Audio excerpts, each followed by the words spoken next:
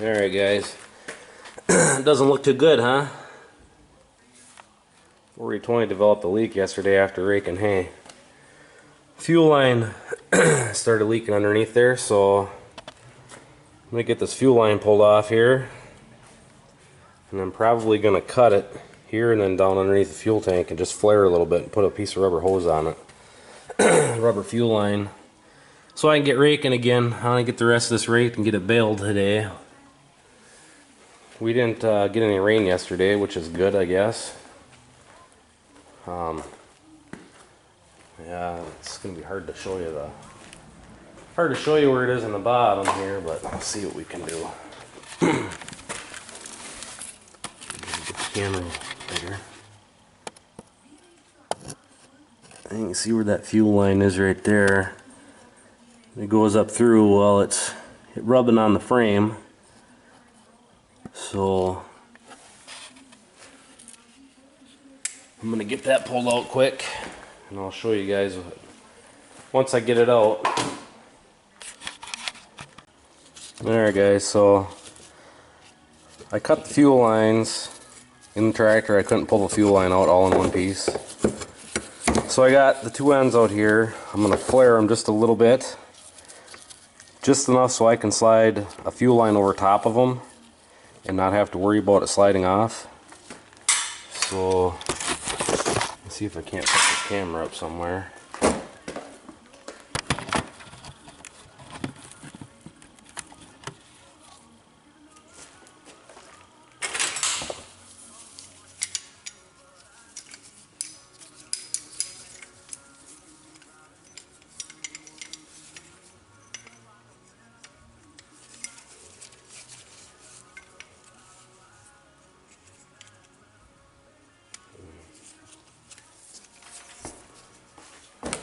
So I'm just going to flare it just a smidge. Right there's probably enough. Otherwise, if you go too much, it's hard to get a fuel line over top of them. You see, I flared it there. Should still be able to get a fuel line over it, and then that way it'll help. That flare will help hold the fuel line on, keep it from sliding off.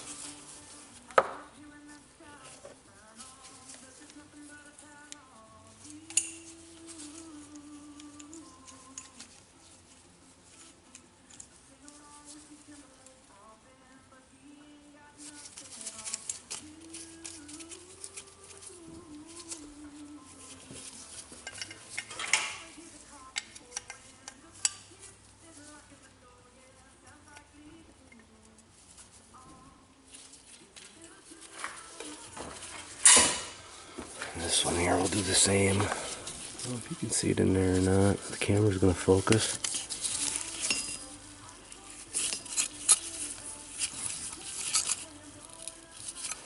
Just a little bit.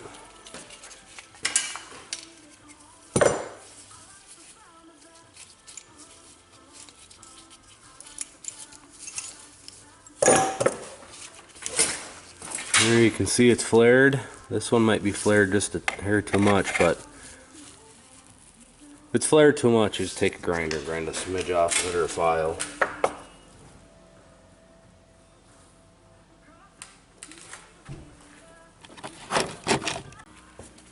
Alright guys, so I went and got 3 feet of 5/16 fuel line. I slid over the end, and just past that hose clamp is where that flare is on this line. So I'm going to feed this through, attempt to feed it through where that old fuel line was, and then I'll attach it to the front one once I get it in there. Alright guys, I got it fed through. I got it attached on the bottom of the fuel tank, and I turned on and ran a little bit of diesel fuel through it just because there's dirt and oil and stuff underneath where I put it through. So I'm going to try and set you guys up here while I put the rest of that together.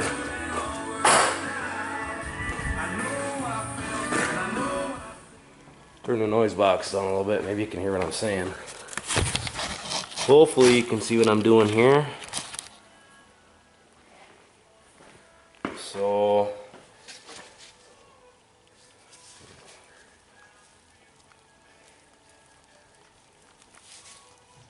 push that fuel line in there a ways.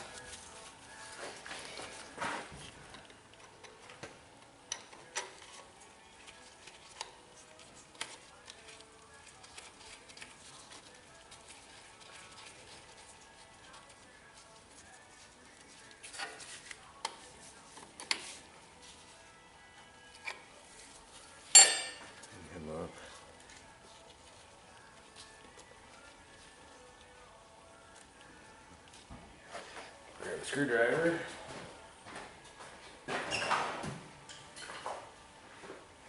See how many times I can stab myself with a screwdriver.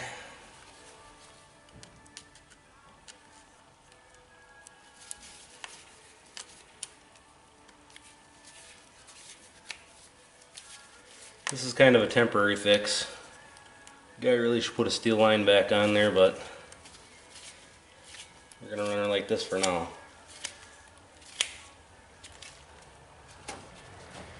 Alright, now I'll turn the fuel back on. See how many leaks I see.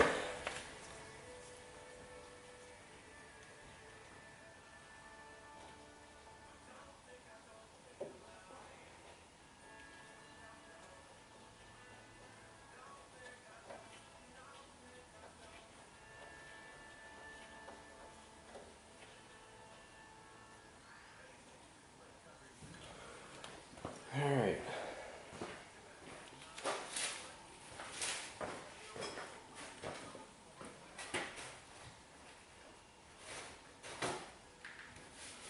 Fuel's on. I don't see it leaking anywhere. I'll give it a minute.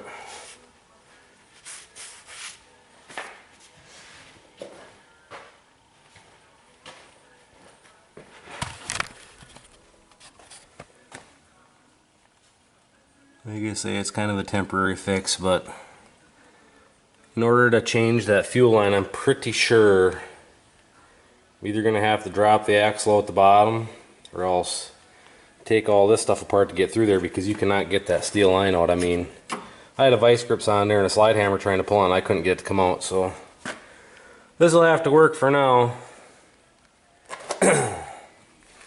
I need to clean the radiator and stuff out on today. It's I don't know, it's 10 to 10 right now, so it's already 90 degrees out.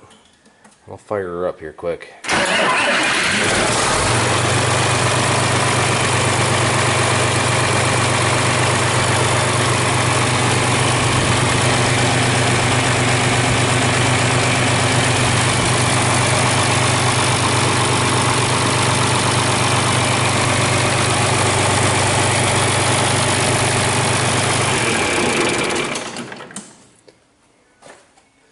I see nothing leaking, so there, I had to put a fuel line in the 4020. Leaving a heck of a puddle underneath her. I suppose just the vibrations of it rubbing down there. She wore out after 50 years, 60 years, however old it is. So, alright guys, well, I'm gonna get my radiator all cleaned out here and my oil cooler cleaned out, and then I'm gonna go hook up to the rake, and I'll get to rake and I'll try and get some video of that too. So thanks for watching.